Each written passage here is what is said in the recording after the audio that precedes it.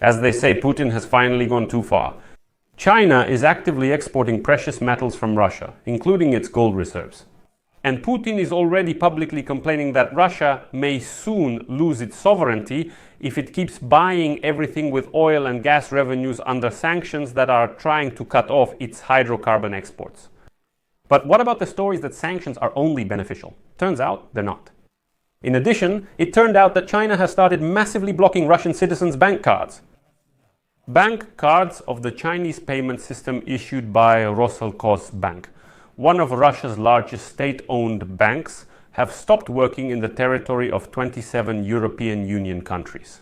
And not only that, and on top of that, the United States has officially stated that Trump is preparing 100% tariffs against China for supporting Russia. So Beijing has decided to squeeze as much as possible out of Russia to compensate for the losses. My name is Alexei Pichi. We'll discuss this topic with you in detail later, but before we start, I ask you to subscribe to this channel, leave a like, write any comment, and be sure to subscribe to my Telegram channel, Peachy News. The link is in the video description. So, today Scott Bessent, who is the Minister of Finance of the United States of America, decided to put the words of the United States President into practice. A week ago, Donald Trump stated that he might impose 100% tariffs against those countries that buy oil from Russia if it does not agree to start a peaceful settlement in the war against Ukraine by the beginning of September. Bessent promised to include the issue of tariffs in the discussion of the overall trade deal with China and called on Europe to use them as a weapon as well. At the end of June, let me remind you, the United States and China announced a trade truce and the conclusion of agreements based on the fundamental understandings previously reached. As they put it at the time, negotiations on a more comprehensive trade agreement should continue, and they are at a very good stage, Bessent tells us. Here is his quote. And I think that now we can start talking about other things. The Chinese, unfortunately, are major buyers of sanctioned Iranian oil and sanctioned Russian oil, so we can start discussing exactly that.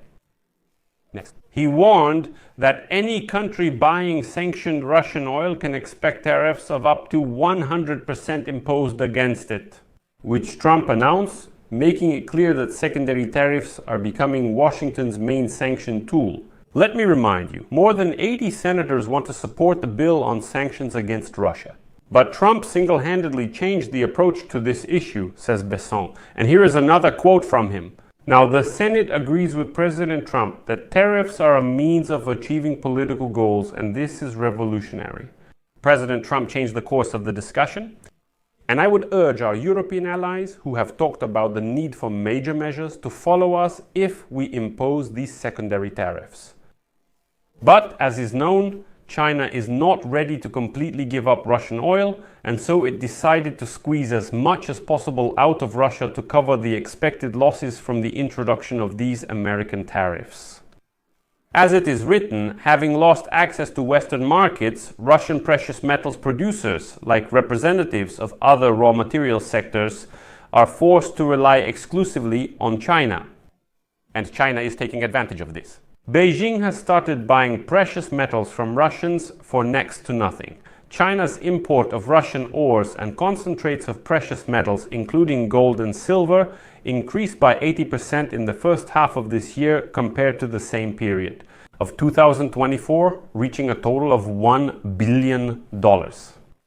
I emphasize that this is official information from China's Customs Administration. And here's an interesting point. Gold and silver increased in price by about 25% in the first half of the year. Against the backdrop of rising geopolitical risks, Donald Trump's trade war, the growth of the United States budget deficit and national debt, as well as the decline of the dollar. These factors have increased the demand for gold among international investors. But China is no fool. China understands that Russians have nowhere else to go, they have no one else to sell to, and that's why Beijing has demanded discounts from Russian precious metal suppliers. Market prices are rising, but not for you Russians. Sell to us at a discount if you want, otherwise don't sell. Besides us, no one else will buy these precious metals from you anyway. As a result, China remained one of the few major markets for Russia, which is the world's second largest gold producer with an annual output of more than 300 tons. After the introduction of international sanctions, Russian precious metals are no longer accepted on Western exchanges or in Western storage facilities. And now the export of other precious metals, platinum and palladium, which Norilsk nickel handles, is also growing to China. In the first half of the year, these metals have increased in price on the world market by 52% and 21% respectively. But not for Russians.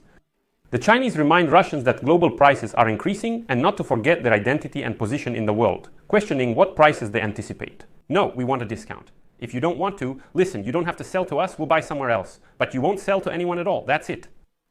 And so, dependence on a single major buyer and the lack of opportunities to diversify supplies will backfire on this Russia in the long run. Russian coal miners have already felt this themselves. The thing is, the coal sector in Eritrea is in a deep crisis, including because China has reduced its purchases of their products. What happened? The Chinese started buying a lot of Russian coal. The Russians began to develop this sector, and then at some point China basically said, we're probably done, we've had enough, we won't buy from you anymore, and if we do, it will be at a huge discount. And that's it. As a result, this sector started to decline. And now, experts are saying the same thing will happen with precious metals.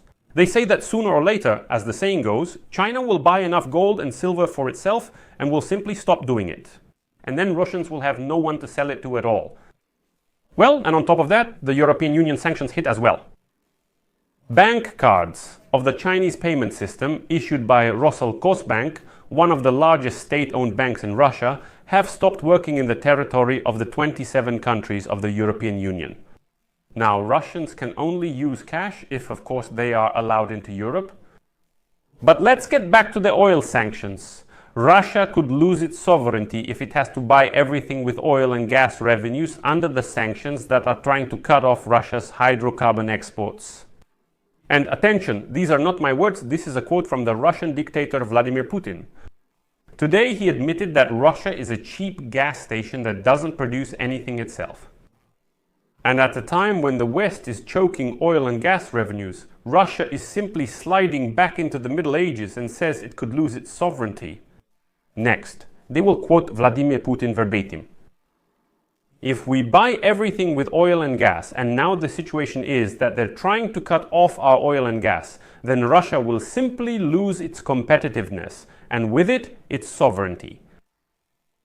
It's funny, for several years Russians were told that sanctions are actually good for Russia, that Russia is developing thanks to Western sanctions. They were talking about Iskanders and so on, and now Putin is forced to listen. And this is how it turns out. These sanctions are trying to cut off our oil and gas revenues, and if that happens, the country loses its sovereignty, not just its competitiveness, but its sovereignty. So it turns out sanctions are dangerous. But for years, you unwashed Russians were told that sanctions are good, that we don't care about your sanctions, everything is great for us. And what's funny here is that it's actually China that has already basically taken over this sovereignty. And what's even funnier is that today, Putin decided either to brag or to complain that this happened back in 2018. Starting his fourth presidential term, he set a goal to increase exports from Russia by 66%, excluding hydrocarbons and basic mineral resources. According to Putin's plan, by 2024, non-resource, non-energy exports were supposed to increase from $150 to $250 billion per year. That means non-resource and non-energy exports. That means something technological, cars, equipment, and so on, but not just oil and gas. In reality, instead of growing, these exports actually decreased in 2000. In 2018, Putin said we had 150, and the goal was to raise it to 250. As a result, by 2024, this figure reached $145 billion. And this is the lowest figure in the last 7 years. Overall, according to the Federal Customs Service of the Russian Federation, last year mineral and raw materials accounted for 61% of Russian goods exports. And the sanctions against Russian oil are actually working. And if the United States really does impose these tariffs against China, India, and Brazil, which together buy about 80% of all Russian oil, and these countries will have to choose whether they will continue trading with the Americans or support Putin, I think they will choose to trade with the Americans. And that's when the Russian economy will simply collapse completely. And today Putin is already giving the first signal that yes, we are facing a collapse. Russians are in a very difficult situation, but the so-called special military operation is proceeding as planned. That's the most important thing. I'll put an ellipsis here. Write your opinion and conclusions in the comments under this episode. Subscribe to the channel, hit the bell, and don't forget to like. That's all for now. Take care of yourself. Goodbye, everyone.